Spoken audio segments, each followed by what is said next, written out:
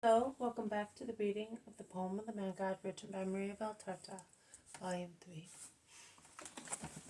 Chapter 390, Part 1, Elisha of Engedi, 22nd February 1946. They must have advanced to the time of their departure, and perhaps the inhabitants of Engedi advised them to do so because it is the dead of night, and the moon almost full illuminates the town with a very bright light.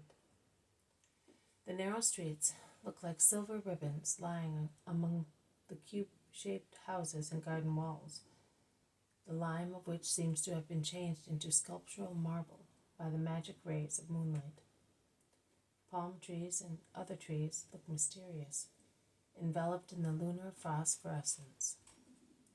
Fountains and rivulets are little waterfalls and diamond necklaces, and from tree branches nightingales pour forth strings of golden notes, thus adding their wonderful voice to the gurgle of waters, which can be heard very clearly in the night. The town is asleep, but there are some persons with Jesus, who is departing. They are the men of the houses that gave hospitality to Jesus and his disciples, and they have been joined by other people. The head of the synagogue is walking beside Jesus. Oh, he does not want to stop accompanying him, not even when Jesus begs him to go back, before proceeding into the open country. They go straight towards the road leading to Masada, not the lower road along the Dead Sea, which I hear is unhealthy and dangerous at night, but to the internal one, built on the slopes, almost on the crests of the hills bordering the lake. The oasis is wonderful in the lunar night. One seems to be walking in dreamland. Then the oasis comes to an end and palm trees thin out. Then there is the real mountain with its forest trees, its meadows and its slopes split by caves, like almost all the Palestinian mountains. But I would say that the caves are more numerous here, and their strange mouths, long or flat, straight or slanting, round or like fissures, have a frightening look in the moonlight. Abraham, the road is farther down. Why are you climbing up, going the long way round, on this impracticable path, says one of Engedi, warning the old head of the synagogue. Because I have to show something to the master, and ask him to do one thing more, to be added to the great gifts he has already granted us. But if you are tired, go home, or wait for me here. I will go by myself, replies the old man, who plods on, panting, along the difficult, steep path. Oh, no, we will come with you, but it grieves us to see you tire so. You are breathless. Oh, it is not the path, it is something else. It is a sword piercing my heart, and it is hope swelling it. Come, my children, and you will see how much grief there was in the heart of the man who relieved all your sorrows. How much, not despair, certainly not, but he who always told you to hope in the Lord, who can do everything, realized he could not possibly expect to have joy anymore. I taught you to believe in the Messiah. Do you remember when I used to speak of him without any fear, when I could do so without harming him? And you would say to me, what about Herod's slaughter? Yes, it was a sore thorn in my heart, but I clung to hope with my whole being. I used to say, if God sent his star to 3 men who were not even from Israel, to invite them to worship the child Messiah, and he led them by it to the poor house unknown to the rabbis of Israel, to the princes of priests and scribes, if in a dream he informed them not to go back to Herod in order to save the child, is it possible that even with greater power he did not inform his father and mother to flee, taking the hope of God and of man to a safe place? And my faith in his safety grew stronger, and was attacked in vain by human doubt and the words of other people.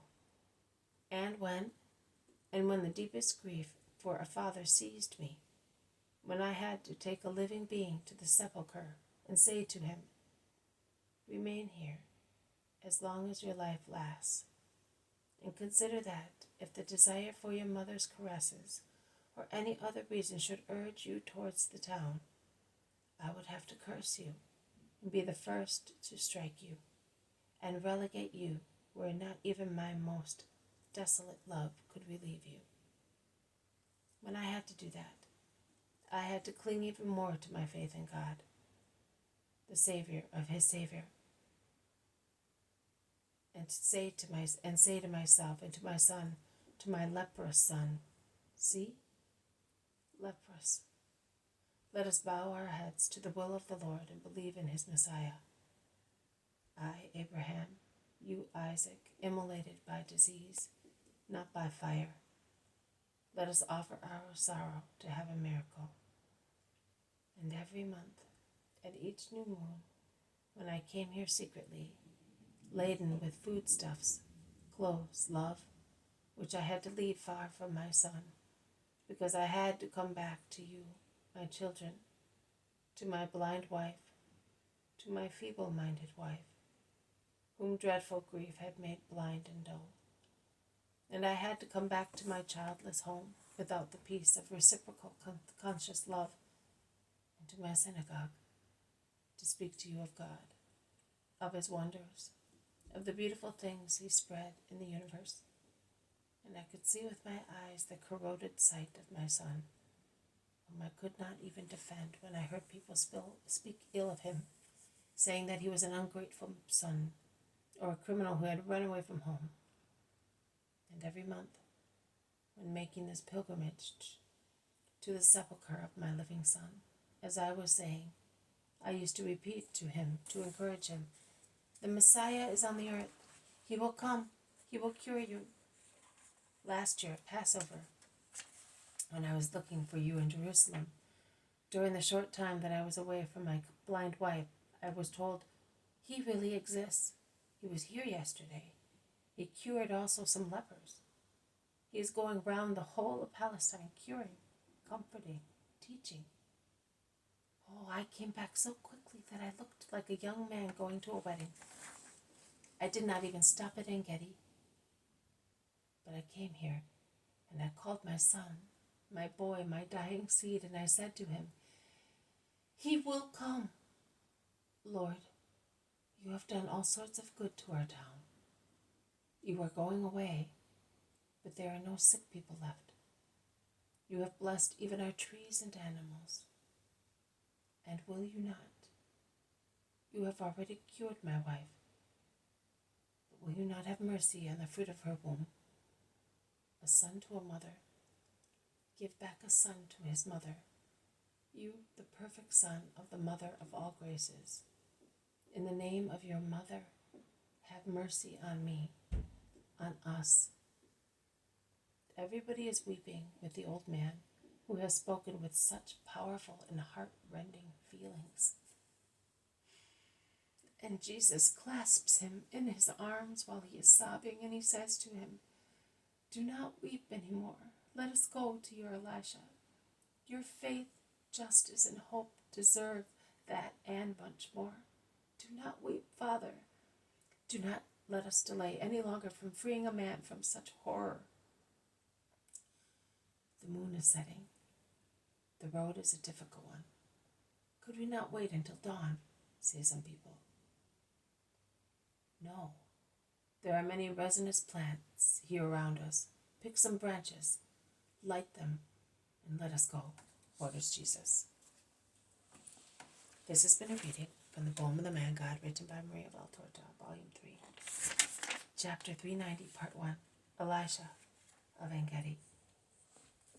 Thank you for listening. I will see you tomorrow. May God bless you, and may peace be with you.